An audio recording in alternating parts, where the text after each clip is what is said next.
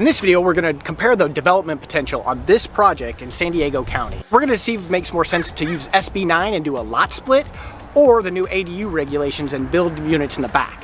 If we haven't met, my name is Mark Doty. This is the fourth project that I purchased last year after leaving my medical device sales job. And the goals on this project are relatively simple. One, we want to add more units so that we can help with the housing shortage here in San Diego. And two, we want to maximize returns for our investors, like say my wife Erica and our 3 kids. Before we get into the specific details around SB9 or the new ADU regulations, let's take a look at an overview of the project. It's a single family lot where the owner died and we were able to pick it up at a discount because of the condition. Okay, so from above, here's the single family house. It's about 625 square feet with a detached garage. The lot is relatively flat. We've got some pretty big trees on the lot that would need to come down, but it's relatively flat, so it'd be easy to build on. And then it's got alley access, and again, it's a corner lot. So how do we decide what to do on this project? Do we want to split the lot with SB9 or keep it all intact and add ADUs where those trees are?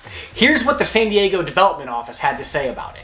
SB9 allows for the lot split and development of new housing in single-family zones. The bill allows for a maximum of 4 units to be developed across the 2 new parcels.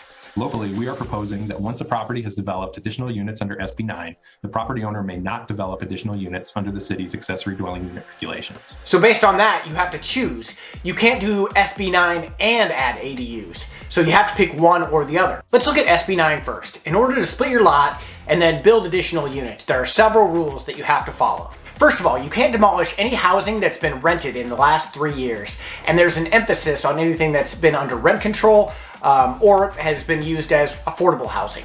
Number 2, it can be rented, but it can't be rented as a short-term rental. You can't put it out on Airbnb and do night-to-night stays. It has to be rented for terms of at least 30 days at a time. Number 3, the property has to be located within the city limits. It has to be a residential lot, and there are some disqualifying factors, but it's basically most of the residential lots located within a city. Number 4, the 2 parcels that you split the lot into have to be roughly equal in size. The smaller of the 2 lots can be only 40% of the 40/60 value, but they have to be about the same size.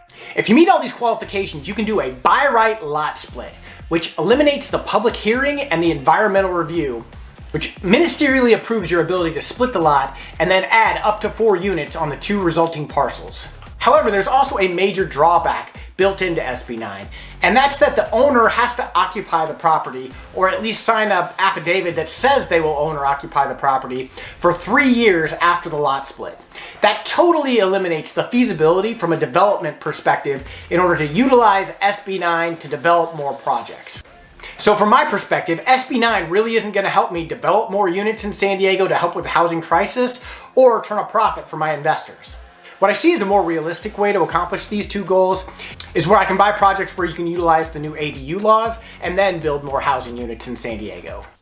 So from an ADU perspective, on any residential lot, you can do up to a 1,200 square foot ADU. You don't have to be owner occupied, and that's likely what we would do, something like what the neighbors did right here. They're not going to have any additional parking requirements because it's an ADU, but then there's also a limitation on the setback and height requirements because it's attached to an alley. If you happen to owner occupy the main house or one of the units, you could also add a 500 square foot junior ADU, but since we're not going to live there, that's not an option for us. What we would likely end up doing is building the 1,200 square foot ADU in the back, cut down some of these trees, attach it to the alley, maybe put it on top of a parking garage, although we don't have to. It does make it more livable. And then we would either sell the entire project as 2 units or do a cash out refinance and rent both the units. We couldn't rent the units as short-term rentals, but as long as the term on the rent was 30 days or more, we'd be able to do that and hold it for the long term. So that's an overview of our project. There's a lot of exceptions and moving parts with these new regulations. So what do you think I got right and what do you think I got wrong? I'm putting these videos out to connect with other investors who are interested in doing this type of project. If that's you, subscribe to the channel and connect with me through the comments section below. Thanks for watching, and check out one of these other recent projects that we've done.